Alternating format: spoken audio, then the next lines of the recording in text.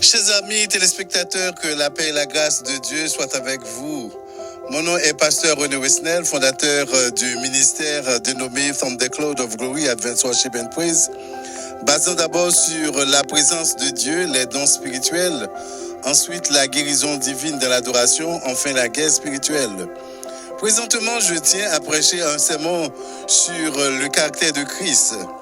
Mes bien-aimés, le Larousse définit caractère comme un signe écrit ou gravé appartenant à un système d'écriture et de notation. Mes bien-aimés, avoir le caractère de Christ veut dire se ressembler à Christ. Et cela comporte 15 aspects spirituels dont je vais parler de 3 qui sont l'amour, la compatibilité et la bonté. Mes bien-aimés, l'Église doit ressembler à Christ. Aujourd'hui, on constate que l'Église est sérieusement faible par manque d'amour. Les croyants s'en foutent de tout. Au sein de l'Assemblée chrétienne, les croyants se divisent les uns des autres en petits clans. Cependant, ils prêchent l'amour de Dieu. Mais bien aimé, Jésus-Christ est amour. Le Larousse définit l'amour comme un mouvement de dévotion et de dévouement qui porte vers une divinité, un idéal ou une personne. C'est pourquoi l'apôtre Paul, dans le livre des Romains, du chapitre 8 au verset 35, se tient ferme en amour et en posant un tas de questions pour démontrer aux chrétiens qu'ils doivent rester soudés. Au résumé, rien au monde ne doit nous séparer de l'amour de Christ.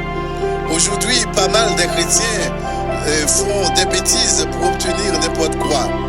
Il est dur d'établir une différence entre chrétiens et païens. Mais bien aimé, non seulement Jésus-Christ est amour, mais aussi il est compatissant. Mais bien aimé, le Larousse définit compatissant comme quelqu'un qui prend part aux souffrances d'autrui.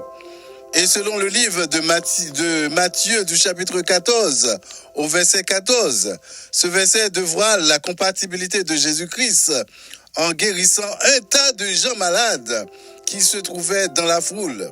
Aujourd'hui, Jésus-Christ peut guérir les malades et quel que soit leur état. Et non seulement Jésus-Christ est compatissant, mais aussi il est bon. Et le Larousse définit bon comme quelqu'un qui aime à faire le bien, quelqu'un qui est généreux, charitable. Dans le livre des 2 Corinthiens du chapitre 10 au verset 1er, où Paul fait mention de la bonté de Christ.